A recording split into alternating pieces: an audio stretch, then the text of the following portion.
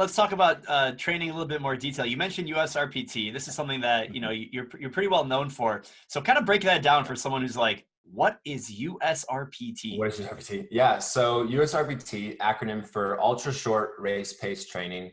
Back in 2009, I believe it was, we became good friends with Dr. Brent Russell, who's the founder. Like, this is his child.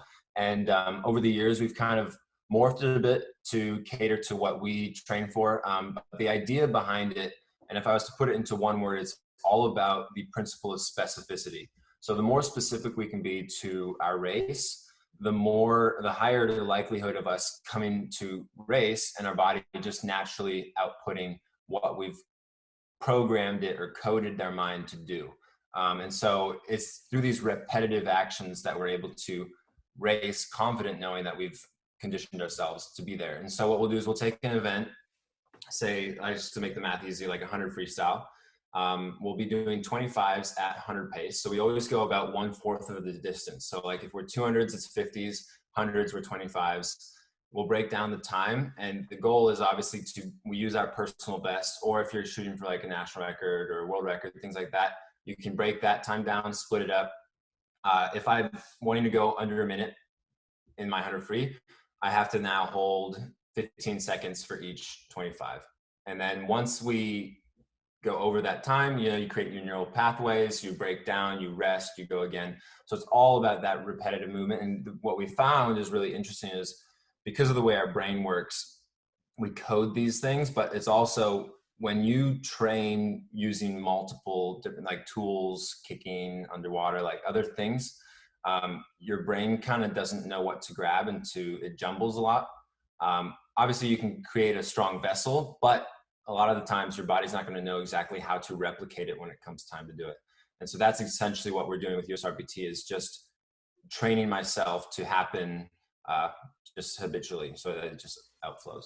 Yeah, nice. So I know you do a lot of events and you're good at a lot of events. So like I understand specificity. So like how much are you doing of each particular race? Like is in one day 200 IM, the next day 100 fly? Like how do you break it up?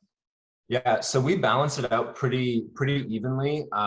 We do break it up. We have like a few kind of ground rules. We typically do our 200 pace work in the mornings, and then we'll do our 100 pace and fast work in the evenings. And so we try and even it out so we don't want to be doing like 6 sessions of 200 pace and only like 3 sessions of 100 pace. So we try and manage that.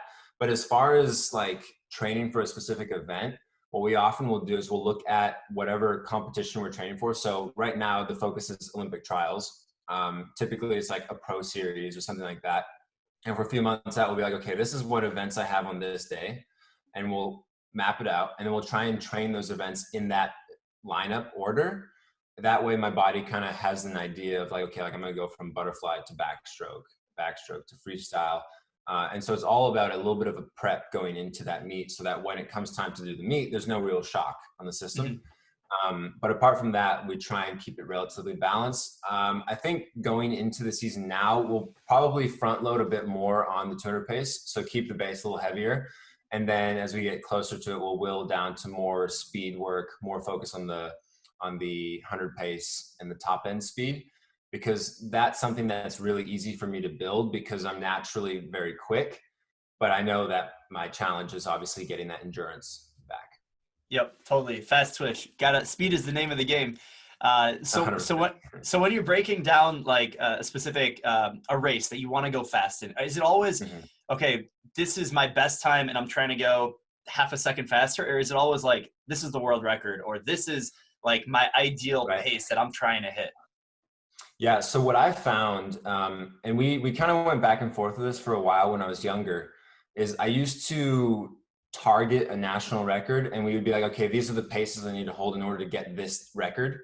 But I actually mentally, it was hard because I knew I hadn't really gone that time yet. So I found it much easier to train at a pace that I knew that I could make. And there was something psychologically, I think, that when I'm training at a time that's maybe a little slower, still my best, but not like a national record time, I almost hold faster repeats. And so even though I'm my make time may be a 15 instead of like a 14, I find it easier to then hold like 14 twos, even when I don't really need to be going that fast. So my body has like this level of comfort where there's like a bit of a buffer. And so that's part of the psychology behind USRPT, is figuring out how do you push yourself inside of a session to look towards times that you're building. I think it's very individual. I think some athletes will do better setting the bar really high and trying to get a record time versus their personal best. But a lot of the science in USRPT has kind of urged us to say, like, just focus on what your best is. So like every time you swim a personal best, then your time will adjust. And so incrementally you'll, get faster and faster throughout the season.